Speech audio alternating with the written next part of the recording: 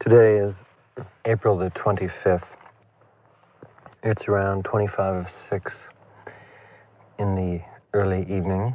I'm at around 6,000 feet at Lake Tahoe. And today I'm going to talk to you about magic. I'm parked here, facing the lake on a small beach, and there's some early evening commuter rush hour traffic behind me. Not too much. Since this is an interesting time of year here, I'm in between the ski season and the beach season, so it's not very crowded. A good time to come here. In the distance, I see the snow-covered mountain peaks. On the other side of the lake, and the waves are rolling in. Tahoe is more like an ocean, I think, than a lake. An ocean that's 6,000 feet above sea level. Magic. What's magic? Life is magic. Death is magic. Time is magic. Space. Magic is the ability to perceive beyond the surface. We say that something is magical because it's not logical. It doesn't fit into the ordered scheme of things, which is what makes it worthwhile, because we all know that everything that fits in the ordered scheme of things can drive us completely up the wall after a while. So magic really has nothing to do with that at all.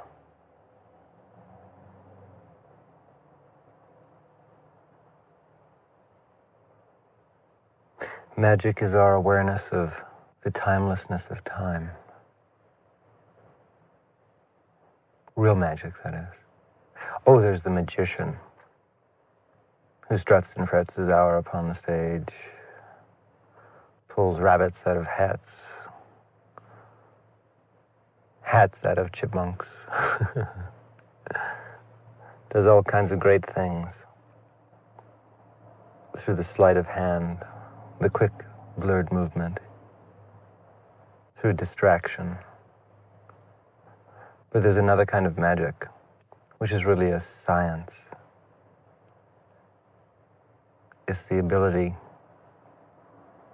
to move awareness and to do literally anything with it. What can you do with awareness?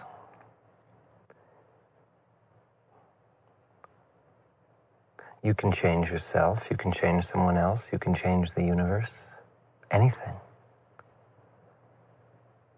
But in order to really practice magic, you need to study in the school of awareness for a while. The school of awareness is the school of mysticism. Mysticism is the experience of eternity, of that which lies beyond the physical phenomenal experience. Not that that is even what it appears to be. Taking a walk isn't really taking a walk. Taking a shower isn't taking a shower. Living isn't living. Dying isn't dying.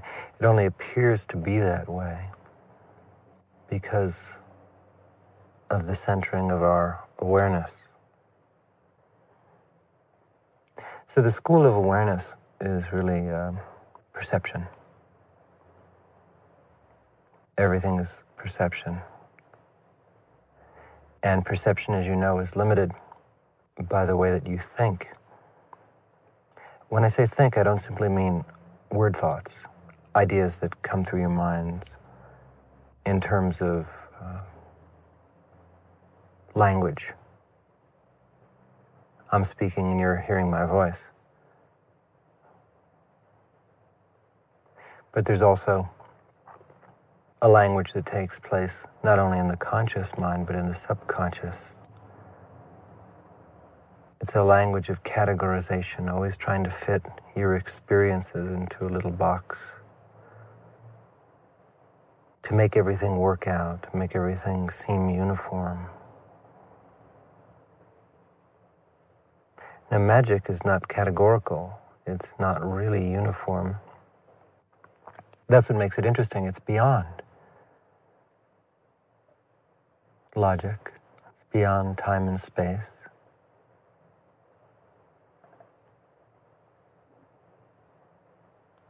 And in order to practice magic, of course, you need only one thing: awareness. What we might call power. Now, everybody has a certain degree of awareness. Everyone is awareness. But people are aware of so little. Within you, there are thousands of rings of luminosity, bands. Each one is a universe of perception. In the average person's lifetime, they might just open up 2 or 3, maybe only 4 of those bands. Those bands are keys to doorways that lead to other universes, other understandings of life, other experiences, other selves. We have other selves. You see, that's the magic, isn't it now? We have other selves that are not of this world, of this time, of this cycle. We're ancient beings evolving forward and backward simultaneously. We're not structured in time. That only appears to be to the uneducated eye or the overeducated eye. We're eternal travelers, eternal voyagers, appearing to be here, when in fact we're somewhere else. Magic has a lot to do with parallel realities. Parallel realities are everywhere. They're not necessarily parallel, sometimes they're tangent. Sometimes they're not in any uniform geometrical progression. Something beyond that progression. That is the totality. The totality is our existence. All magic comes from the totality. And your ability to peruse the halls of magic, let alone to participate in it, to use it, is really very much dependent upon your ability to experience or open yourself up to different aspects of the totality. In this world, there are only aspects. Beyond this world, then there's something else. Beyond all worlds and all conditions, we have the totality. Nameless, formless, colorless, odorless, tasteless. Complete being, beyond conception. That's why I use the word totality. Not something finite. For me, a totality is not finite. It's not a sum total. It's not the end product of the addition of a column of mathematical figures. If we put 5 people together, are there really 5 people? I don't think so. Not in the world of magic. In the world of magic, there's only one being, reflecting itself in countless forms, playing hide and seek with itself throughout the universes. Why are those universes there? Why is there life? Why is there death? Search me. Maybe you'll find an answer. Magic doesn't really give us answers, it gives us questions. Questions about identity, about the movement of time and space, about the elementals, earth, water, fire, ether. How are things constructed? How are they put together? There's a form for everything, kind of a template that exists not in this world, but in another universe, another world. When you understand that form, when you've seen it, perhaps in dreaming, perhaps in a kind of a supra-wakefulness, then you can use that form. You can create through that form, you can become it. Everything that you see here, in other words, is a reflection of a higher reality. This particular world is not really a world, it's a perception that you're having at the moment. The alteration of your perception will create an alteration of the world. That's magic. And you can actually alter the world through perception. I'm not saying just in a subjective sense. Let me give you an example.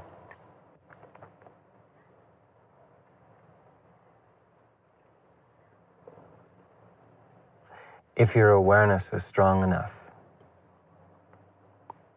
you can change the fate of a whole world without ever leaving your room.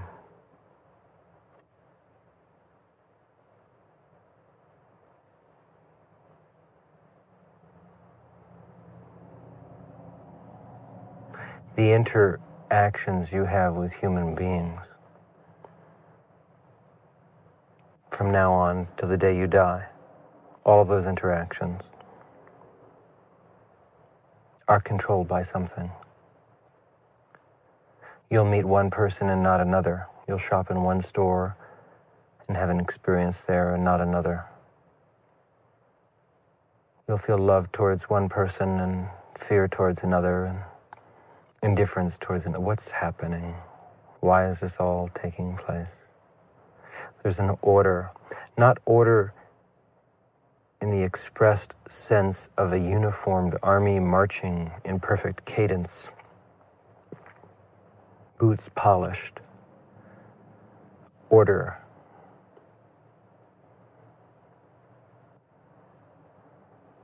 Balanced equations, no. Celestial order is a perfect disarray. The idea of order, the very concept, is something that we've forced upon the universe. There's no such thing. There's no such thing as mind, or matter, or spirit. What exists is existence, undefinable, unapproachable. Yet something that you can experience. That's how you gain power, by experiencing life. And different powers are gained by different experiences.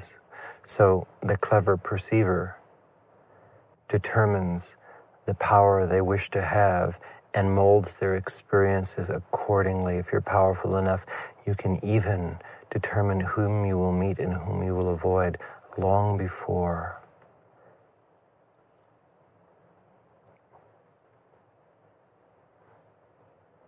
What will happen in those encounters? Who knows? It wouldn't be much fun if you knew all of that. You'd just be watching an old video called your life. Everything happens in dreams, not the dreams that you have at night. There's another type of dreaming. That's the magic. There's another world where things are, if I can use the phrase, I'll give myself permission, I can, more real than they are here. More real, what does that mean? It means flooded awareness. Awareness so full that there's no sense of the particular, where time doesn't mean anything, where space, individualized being, there's a flux of existence someplace where everything is prefigured. All these forms, these apparently random forms we see, exist there. The earth is the fun house, the big giant mirrors that distort things. You stand in front of one mirror and you look bigger, you stand in front of another one, you look fat, another one you look skinny, another one you look like a shrimp. That's what this world is. It's a world of mirrors. It's only a world of reflections. None of this exists. All important decisions in the universe occur someplace else.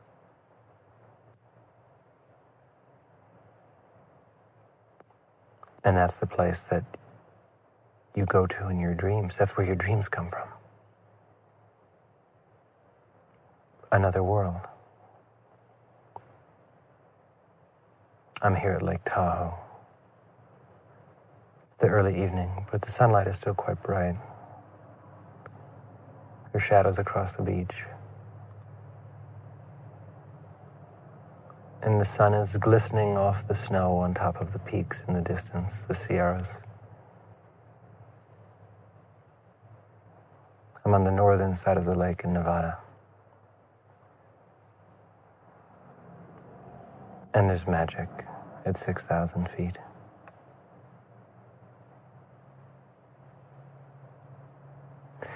You exist someplace else. And when you can contact yourself in that other place, when you can open up a kind of a interdimensional phone line between yourself or your various selves, when you become aware of that, that's when magic begins. The self that you have here is a kind of a cardboard self that's been colored in. It's only partial. But as you contact your other selves,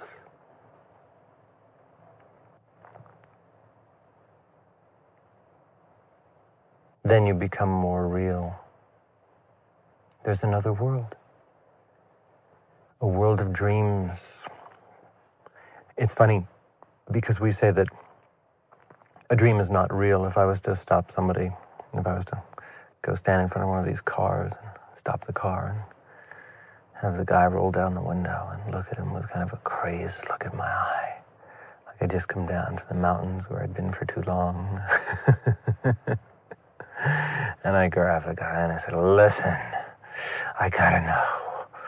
I need to know what's real. And meanwhile, the poor guy's freaking out. But he figures maybe if I just pacify him, I'll just be able to get out of here. Like, what does he want? And I've got this gleam in my eye. And I say, now look, is this real around me or are the dreams real? Is it real? He said, oh, of course it's not real. A dream is not real. This is real. See, look around you. This is real. Your dreams aren't real. And then I'd say, oh. And I'd disappear. And he'd be left wondering if it ever happened. Well, it just happened, didn't it? In the world of dream. Dreams are real. This is unreal. This world is unreal. Everybody has it backwards. This is the dream. This is an insubstantial pageant. Nothing here lasts. That's how you know it's the dream. You're confused, I can see. You're confused. You have thought all your life that this is a real world. And that when you sleep and you dream, which is just one type of dreaming, you believe that that's not, I see, oh, no wonder you're confused, gosh. You see, what I've done is come into your dream. Your life is a dream, is what I'm saying. You just don't realize that you're asleep. You're really someplace else, your body. And I've just stepped into your dream for a while. Now, the funny thing is, there are all these other characters in your dream. The people you see in your life and you've known, they're all in your dream. I realize that. And they don't realize it's a dream either. I'm the only one, or one of a few anyway. The only one who's talking to you at the moment. I know because I'm awake in the dream. That's the art of dreaming, is to be awake in the dream. But anyway, that's the magic. If you're awake in the dream and you know it's a dream, you can do anything. Let me explain it to you in another way. Let's say that you, after you listen to this, you put your head down on the pillow and fall asleep. In your sleep, you're in a dream, you're in some strange place. Maybe you're here at Lake Tahoe, maybe you're in Egypt, maybe you're in a laundromat. Who knows? You're someplace. And suddenly, you're in a dream, and it's the usual mishmash experience. Suddenly, you say to yourself, by gosh, I'm in a dream. You wake up and you say, I know I'm asleep, and that this is a dream. Well, when you realize that, then you can do anything, can't you? Because you can make anything happen in a dream. In a dream, you can fly. You can go meet anybody you want to. You can create a civilization, a universe, anything you want to do. Because, of course, the material of the dream, the fabric of the dream world is pliant. Imagination there is reality, yes? But, of course, if you don't know that, then you're just sort of subjected to whatever happens in the dream. Not necessarily much fun. So then what I'm postulating is that this is a dream. This is the dream we're in now. But you don't realize that. People wonder sometimes, well, why, Rama, can you do certain things with energy and light and appearances? And why can you do those things and we can't do them? Why can you take us out into the desert and make the mountains dissolve and shimmer and do all the little Rama-esque things that I do? Why can you change our awareness field? And all the so-called miracles, which are not miracles from my point of view. And my answer is obviously that I realize that this is a ridiculous dream I'm in, and since I realize it, I can probably do just about anything I'm in the mood to do. Because it's just a dream. The only reason I can do it and you can't do it is because I know I'm awake in this dream and I can do these things, but you don't believe that you can because you're bound by the dream. Something like that. It's a way of trying to explain something that's basically inexplicable, of course. That's magic. You see, the magic is the realization of the dream. Now, of course, there is another plane that you're not aware of at the moment, at least the part of you I'm addressing is not aware of, and that is that which is real, the reality. And the reality isn't just one place or one experience or one time zone. It's not just one dimension. But it's a place where everything is real, not that it's a place. It could be a place. Everything there is real. There's nothing but reality. And that's where the dream comes from. The dream is a reflection in an interestingly chaotic, yet perfectly harmonious way of that. Now, I can tell you're interested in magic. You want to know, well, how do I do it? How? Well, I'm telling you how exactly. Right now you're standing on one shore. Okay, here I am on Lake Tahoe.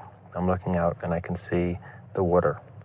Across the water there are these mountains and there's another shore. Okay, I'm here. If the fog rolled in right now, I would not be able to see the mountains. And if this was my first experience here at Lake Tahoe, I would not know there were mountains over there, even though there are these huge 12,000-foot mountains over there.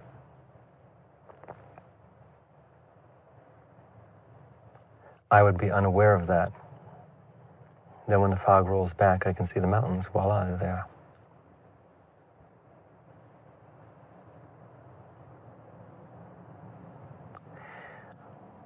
To practice magic, you have to first get a sense that there's something on the other side, that there is another side. So the first condition is learning how to see. To see is to experience beyond the self-created shadows of doubt that you are immersed in, to look through time, to be clairvoyant, in other words, to see the other shore. Now, with that seeing, kind of the magic has begun.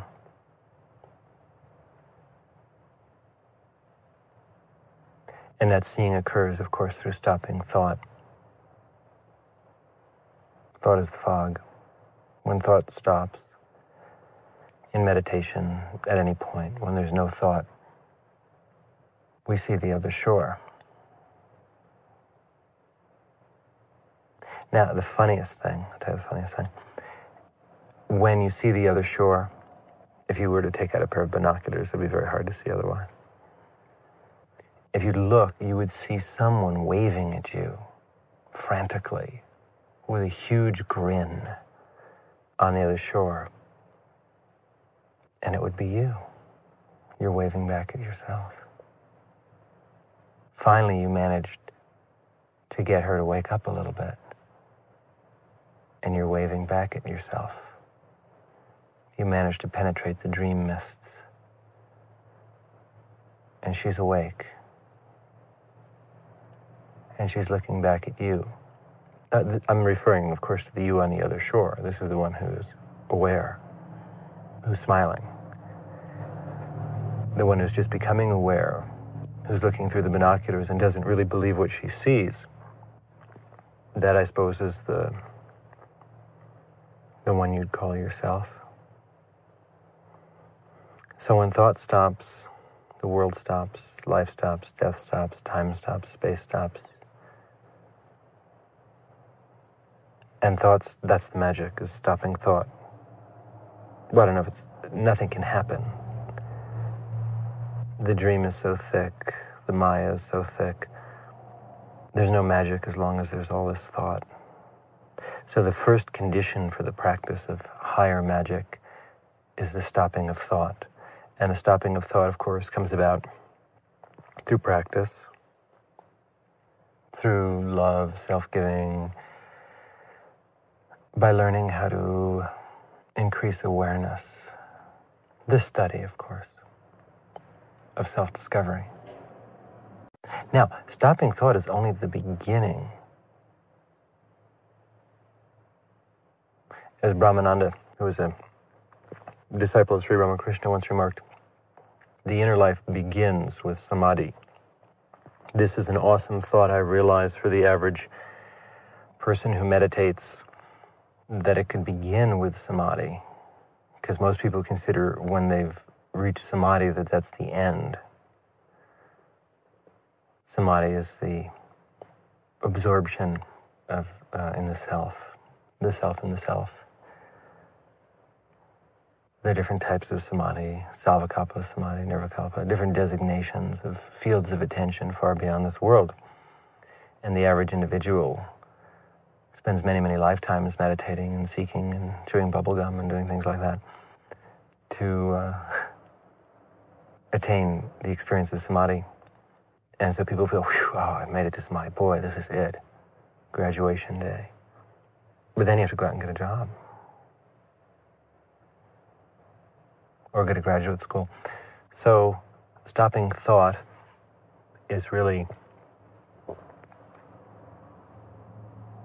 wonderful, ecstatic, perfect. There's nothing to worry about. You spend too much time worrying.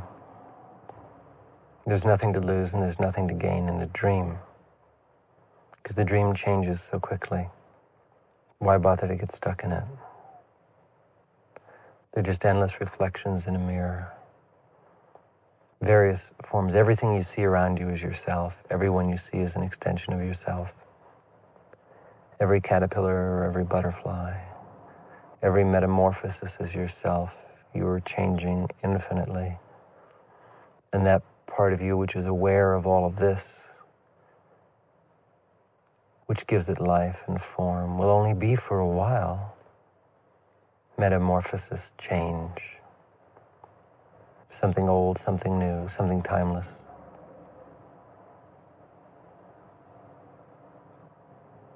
So the magic begins just beyond the realm of thought, in that perpetual silence of the void, where all the forms that have ever been or will ever be are there, kind of in a huge bank, a flux. They float there. Everything, all eternities, all possibilities, just float there in a perfect sea of awareness. So the art of magic, then, is the transformation of the self.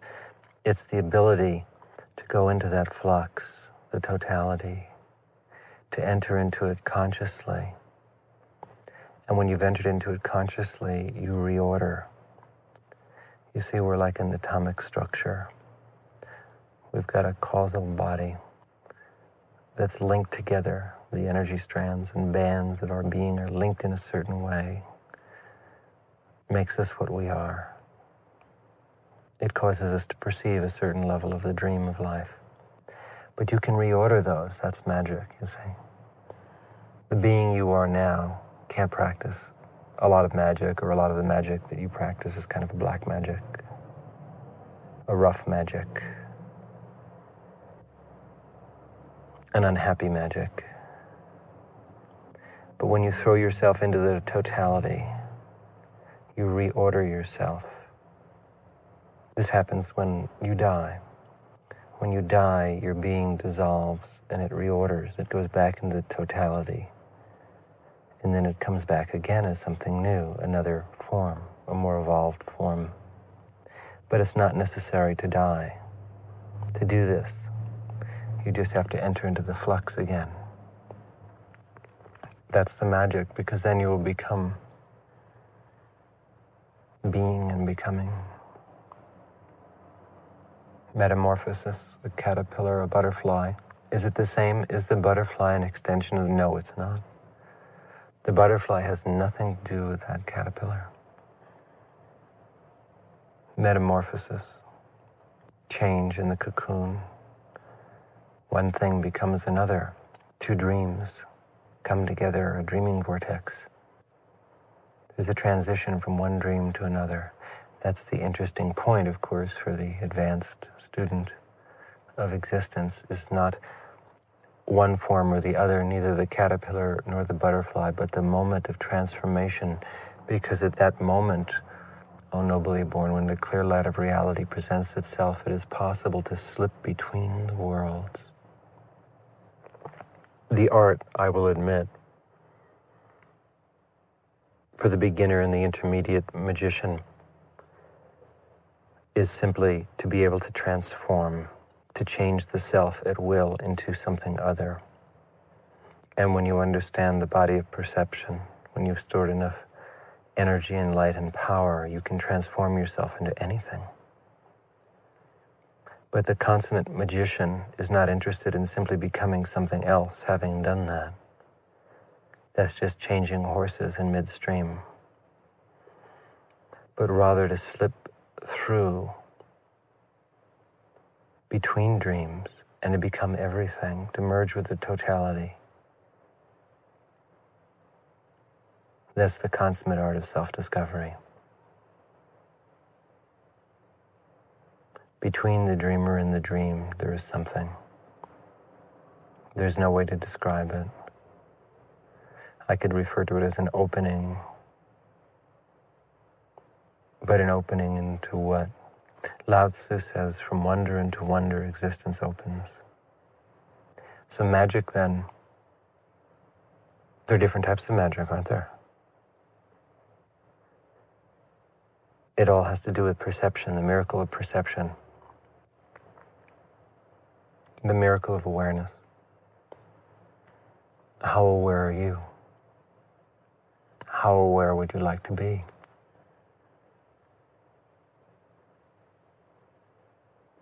Would you like to wake in this dream? Would you like to change into other things? To possess powers, to change? To be everything, to be nothing?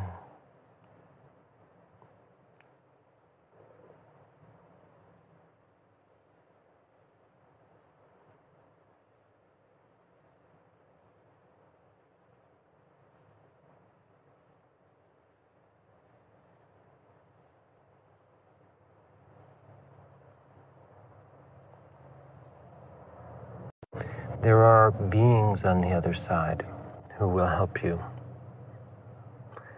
There are beings in between who will attempt to thwart you.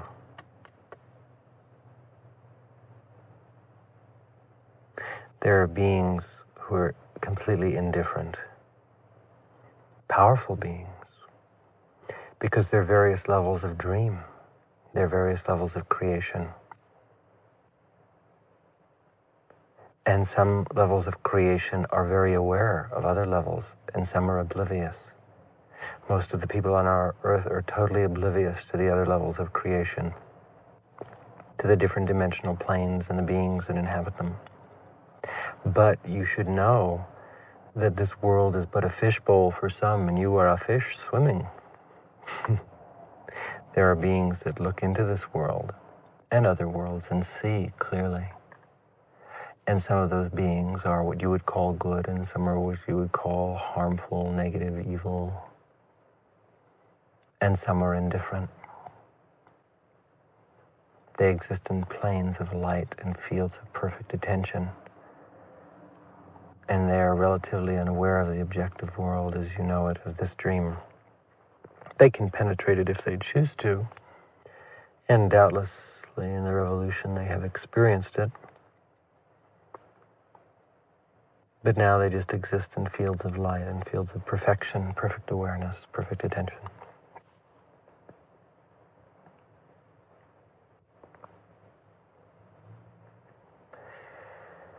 How do you tell the good beings from the harmful ones?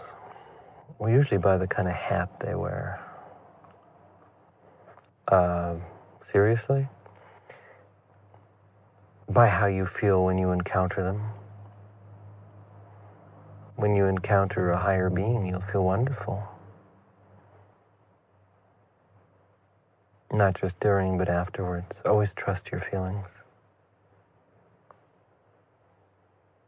And as an evidence of that, as I was speaking those lines, 2 beautiful geese just flew by in tandem.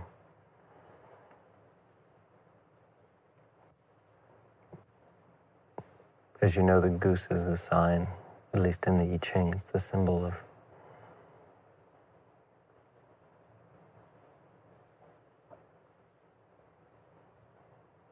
seeking, of the powerful seeker who flies into the infinite and attains different levels of attention. Who's doing all this attaining anyway? Who is the you who is having this experience? Who's dreaming all of this? That's who you want to get to. Whom you wish to find.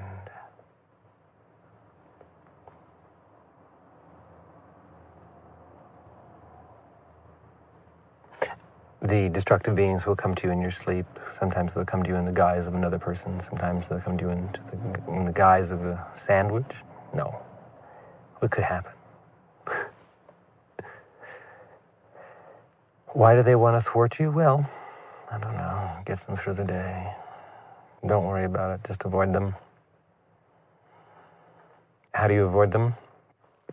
I would say essentially that inwardly we solicit what we experience. If something in you wants what they represent, then they will come to you. They'll feel the call. If you only want light, if you only want love, if you only want to experience the limitless awareness of the totality, or to practice the happy magic, then they don't come really, or if they do, they don't stay. But if there's some part of you that wants to experience the darker side, then they come. Then they stay. Even so, it is true that there are beings who come and interfere. But when you realize who and what you are, they can't possibly interfere. They only interfere because you think that they're strong and that you're weak. But when you realize that you are limitless and endless light, then how can they affect you? How can the little fish swimming in the ocean affect the ocean? They aren't even noticed. So the trick then is to get into, of course, very high levels of attention. And then they just bounce right off. How can you cultivate higher beings that exist on the other shore and get them to aid you? Well, the same way that you cultivate the interest of a teacher of self-discovery, not by the fact that you have a perfect smile,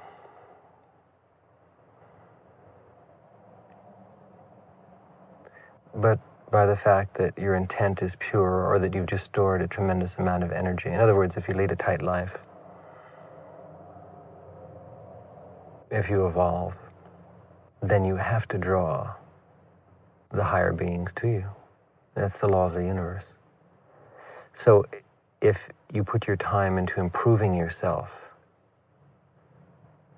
instead of proving yourself, if you put your time and energy into meditation, into feeling eternity, into reaching for that other shore, and you're less and less concerned with the world, meaning not that you don't work or don't participate in society, but rather just that your attention is elsewhere, if that's what matters. And if you practice the practices which I and others describe, or which you just learn on your own, to increase your level of awareness, if you keep changing and growing, then they will come. That's the promise of eternity to those who seek knowledge. A wonderful promise that's always fulfilled. Not simply will they come, but knowledge itself will come.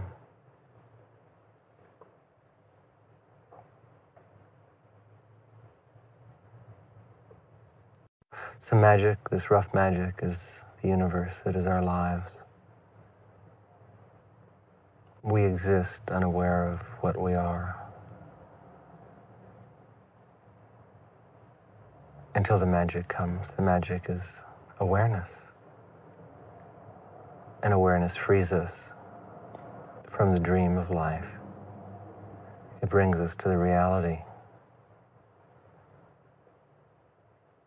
And there's so many different types of magic. There's so many levels of creation, of evolution. But the important thing for you is to solidify your life, to play with it, to lose the ego, to become flexible and free, to learn to stop thought, to have compassion for all other beings, because all other beings are you.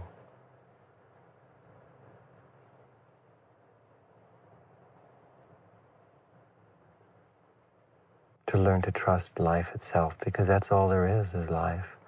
And to ignore these shadows, these self-important shadows in the dreamscape. The people and places and events in this world are not real. This is a dream. The dream time is the reality that's elsewhere. That's the other shore. And you're dancing and singing and playing there already. No matter what tragedy befalls you, no matter what hardship, don't be concerned with it. It's only a dream. You're already someplace else, thoroughly enjoying yourself in the cosmos. And once you connect with that part of yourself,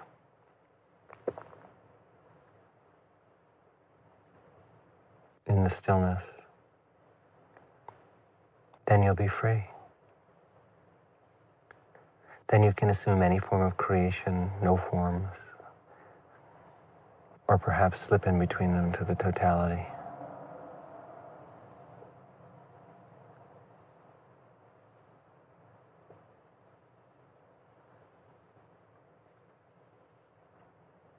The sun is almost set.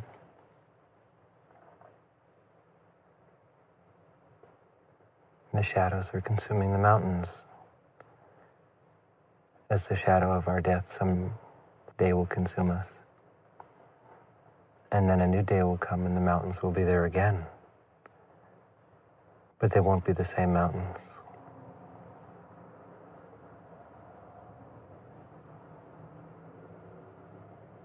As we won't be the same. And yet at each moment, if you could be aware of it, there is life and death within us. And we are being reborn and transformed at every second.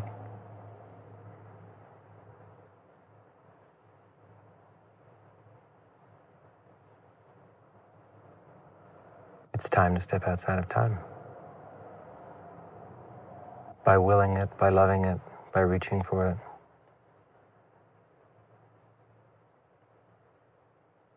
You are the shadow of your own dreams, and your dreams are real. And I've come into your dream to remind you of that. I awaken the dream. To remind you to play and to rejoice and to celebrate life and to not fear death. Because all this is more wonderful than it seems. And life is real and it is eternal. And dreams are real and dreams come true. So have good dreams. And if you don't, they'll pass. And if you do, they'll pass.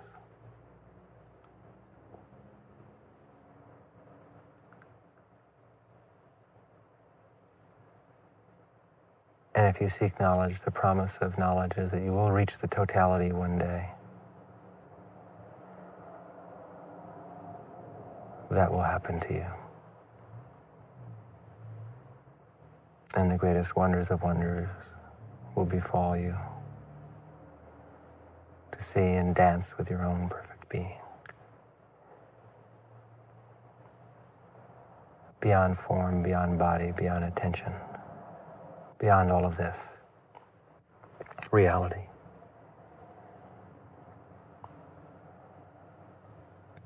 So dream wonderful dreams, they'll come true.